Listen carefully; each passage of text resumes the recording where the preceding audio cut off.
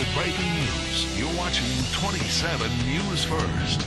He was killed in the line of duty. A Lexington police officer loses his life overnight while responding to a call. This morning we have team coverage of the tragedy that people are waking up to this morning, as well as more on the fallen officer who will now forever be remembered. Fellow officers are also working this morning to solve the crime that started it all. We are on the scene as the suspect is taken into custody following a tense standoff. It's Friday. Good morning. Welcome to 27 News First at 6:30. Certainly this very sad situation is tempering the joy of the start of the Derby weekend here in the Commonwealth. I'm Bill Bryant. I'm Stacey Ellison. Thank you so much for joining us on this Friday morning, April 30th. Of course, we will have the very latest on the forecast. Todd is working on that. Weather is headed into this area we need to let you know about. But first, we want to continue our coverage and update you on the very latest in this situation. A Lexington police officer died in what's now being called a hit-and-run crash. Here's what we know at the moment. The police officer was involved in the hit-and-run crash on Alabama Avenue near North Limestone. The suspect was later arrested on Northland Drive off North Broadway, that's near Applebee's Park. Now, we have multiple crews covering the story for you this morning.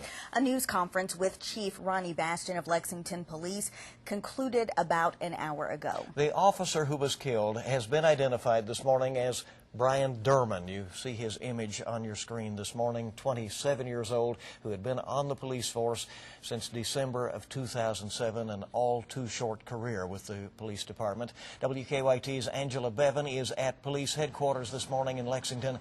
She is live now to tell us more. Angela, hello. Good morning, Bill. Yes, certainly a difficult and very sad morning for Lexington police here today. Now, as you said, Brian J. Durman was 27 years old, and he had served on the force since December of 2007. Now, last night's hit-and-run accident ended his career much too soon. And in a news conference earlier this morning, Chief Baston had to say that Durman was responding to a noise complaint. They say there was loud music coming from a car around 6th Street in Limestone. Now, that's when he was hit by an SUV, and then the driver of that vehicle sped away. Police have identified the suspect as 33-year-old Glenn Donahue. An emergency response team caught up with Donahue at 309 Northland Drive. That's where they saw an SUV that was parked there matching the description of the one that hit Officer Durman. And just moments ago, Durman's fellow officers described him as a very well-loved man. Everyone who knew him say he was eager, actively involved, and enthusiastic about law enforcement. Officer Durman was a Spanish-speaking officer who is described as always being very helpful.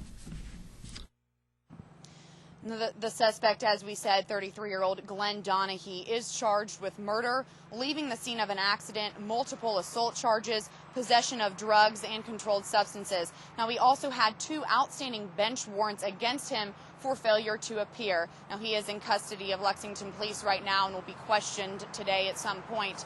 And again, a very just sad loss for Lexington Police here this morning as they say goodbye to 27-year-old Brian J. Durman. As we said, he'd served on the police force since December of 2007, and certainly a career that ended much too soon. Live in Lexington, Angela Bevan, WKYT 27 News First. Angela, thank you very much. Of course, this is pulling the police department together. Fellow Lexington police officers stood in silence as the fallen officer's body was transported from the UK hospital emergency room to the Fayette County Coroner's office. Rose Street was blocked off about 1:45 this morning to allow emergency vehicles to escort the body. There you see the officers standing watch. This was the view from Main Street and Elm Tree Lane as the body of Officer Brian J. Durman was transported this morning. About an hour after that crash, police traced the suspect's vehicle to an apartment building off North Broadway. That's where the suspect was arrested after a standoff. WKYT's Victor Puente is live on Northland Drive. He's picking up the story from there. Victor, what's the latest? Well, good morning, guys. Yeah, it's been a very long night for Lexington police officers. Most of it spent here at Northland Apartments. That's just across the street from Applebee's Park. That's about a mile from the scene of that hit and run. Police followed their investigation here around midnight. That would be almost 3 hours before police had their suspect in custody. As you can see, the standoff did end with the arrest of 33-year-old Glenn Donahue. 27 News First was there as members of the emergency response unit made their way into the building just before 1 o'clock.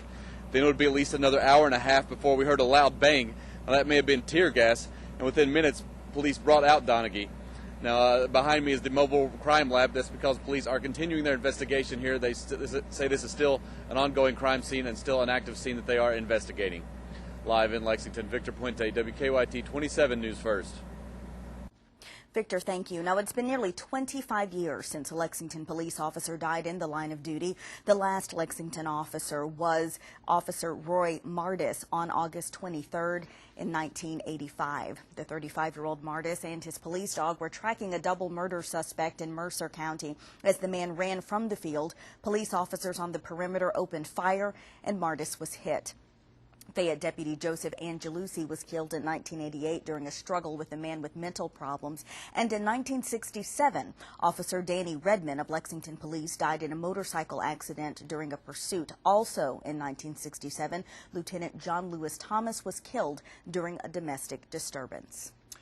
And we invite you to stay with 27 News First and WKYT.com throughout the day for continuing coverage of this breaking story. You can also leave your thoughts or memories as well there on our web channel.